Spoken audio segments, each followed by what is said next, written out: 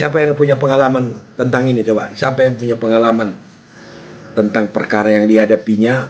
Bingung dia, udah berbuat begini, nggak ada gunanya. Tapi ada orang dengan gampangnya memenangkan perkara. Benar? Ada ini ibu-ibu yang ngeluh ke saya kan. Ini saya ajak teman-temannya berpikir. Ibu ini beli tanah. Ini fakta nih, faktanya begini. Ibu ini beli tanah karena satu dua hal, karena ada penyebabnya. Dia ikutkan abangnya, tapi dia yang bayar. Diikutkanlah abangnya sampai akhirnya buat sertifikat pun ada nama abangnya itu di situ. Ini lancaran nih, si abang pun tahu bahwa dia hanya menjaga kakak adiknya gitu ya. 5 tahun kemudian, 6 tahun kemudian, ada pengaruh luar, akhirnya abang ini jadi rakus, jadi ngaku dia. Aku ikut punya katanya, padahal tahu, semua orang tahu itu dia gak ikut ya.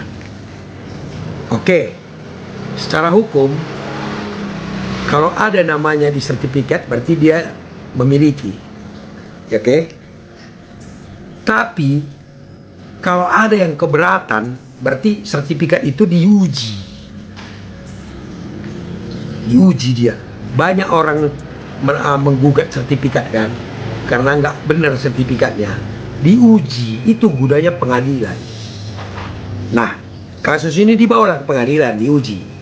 Pengadilan tingkat pertama mengatakan benar bahwa si adik lah pemilik, si kakak itu sebenarnya tidak punya hak walaupun ada namanya, maka diputus supaya dirubah. Itulah putusan hakim. Bandinglah si kakak dengan dibantu pihak ketiga tadi ya. Banding, tetap diputuskan hakim sama.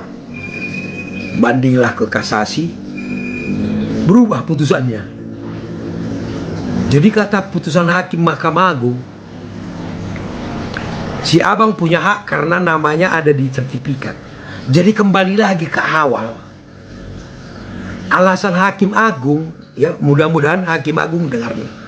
Alasan Hakim Agung mengatakan bahwa dia punya hak atas tanah itu karena namanya ada di sana gitu. Tidak mau tahu Hakim Agung penyebab namanya di sana apa gitu. Kalau begitu buat apa ada pengadilan? Ada pengadilan makanya justru ada masalah maka dibawa ke pengadilan.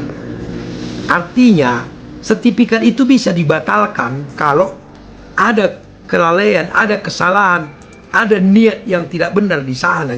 Itu gunanya pengadilan. Nah, Hakim Agung mengatakan enggak. Karena namanya di situ ya dia punya katanya. Ya sudah.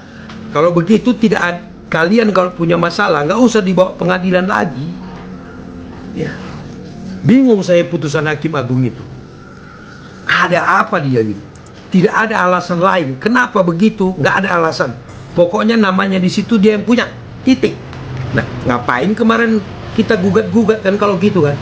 Berarti kalau dengan putusan Hakim Agung itu, apapun masalahnya, kalau sudah begitu tidak boleh digugat lagi lah.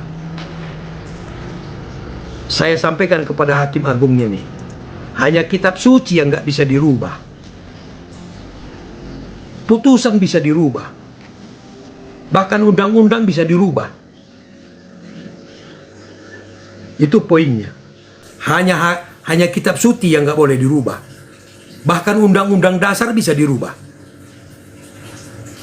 Mudah-mudahan Hakim Agungnya dengar. Kalau ada kesempatan saya siap berdebat sama Hakim Agung itu. Live, biar tahu. Kalau saya salah, biar saya yang malu kan gitu. Tapi kembali, yang naik adalah kekuasaan, bukan hukum. Kalau hukum kan sudah jelas, ketika ada perdebatan bawa ke pengadilan, kan begitu. Itulah gunanya pengadilan. Ada sertifikat double, kita bawa ke pengadilan.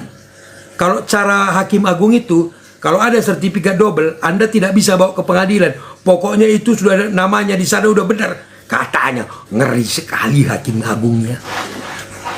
Ada apa? Ya. Mudah-mudahan KY mendengar ini, melihat. Komisi Yudisial. Komisi Yudisial. Jadi jangan diplesetkan ya.